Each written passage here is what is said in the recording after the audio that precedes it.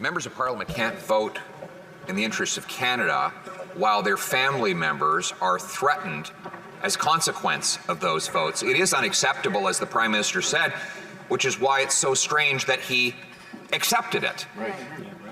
His government produced a briefing note which exposed these threats to the MP's family 2 years ago.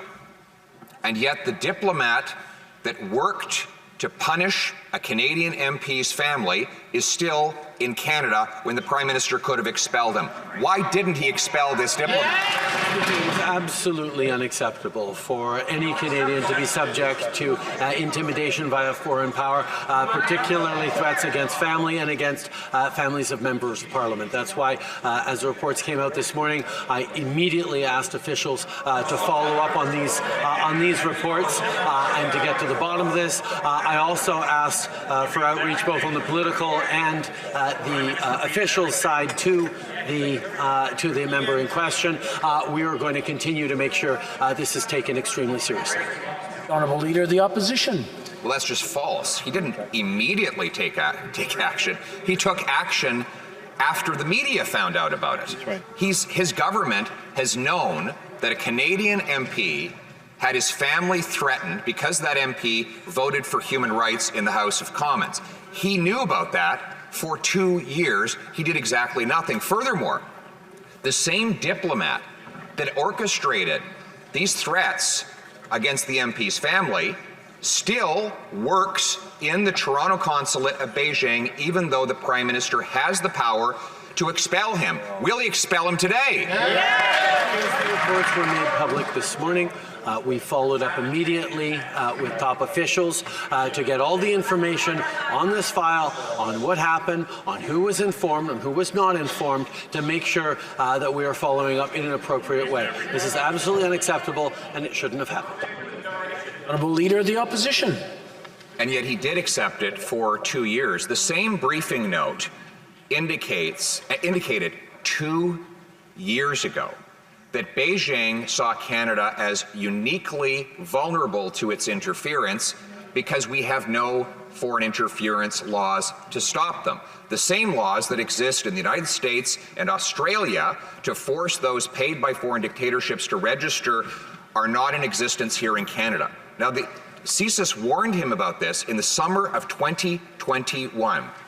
On what date will we get a foreign influence registry to protect Canadians against these abuses? As a government, we've put in place many mechanisms to ensure that Canadians and our institutions are protected from foreign interference, and we are continuing to step up to add more. We brought in NSICOP, it's an oversight committee of parliamentarians. We brought in NSIRA. We created an elections integrity committee composed of top civil servants, and we are right now looking to establish a foreign agent registry, making sure through consultations with potentially impacted communities that it's done the right way. That's what we will continue to do to keep Canadians safe. But let's move over to police stations.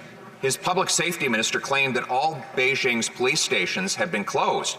Today, 2 of those police stations reportedly said, no, they're open, they're operating right here in Canada. Why is the Prime Minister allowing a foreign dictatorship to run police stations on our soil? You know, the RCMP is taking action against these foreign police stations. This is something we need to see, and I've tasked the Minister to make sure that it gets done. Mr. Speaker, it's time for the Prime Minister to stand up and do his job. Stand up.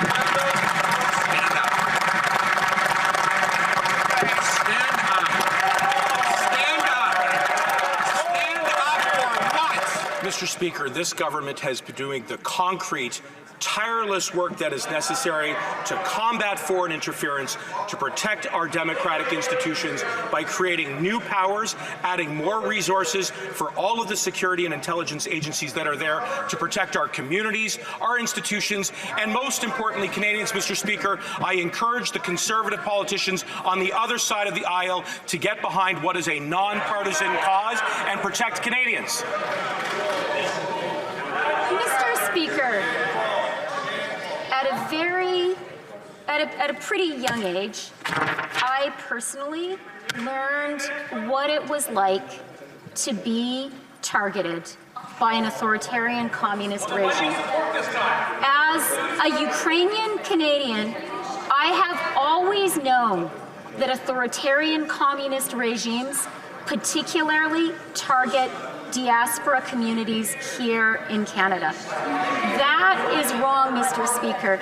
And you know what makes it easier to target Canada and Canadian democracy? When we are divided, Mr. Speaker. The Prime Minister has to stop hiding behind his ministers. The vacation is over. He has work to do.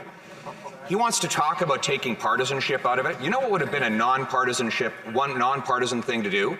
To recognize that a Conservative MP, or that any MP for any party, had his family threatened because of a vote casted on this floor, and to take immediate action against the diplomats that did those threats. That would have been the nonpartisan thing to do. Why didn't he do it?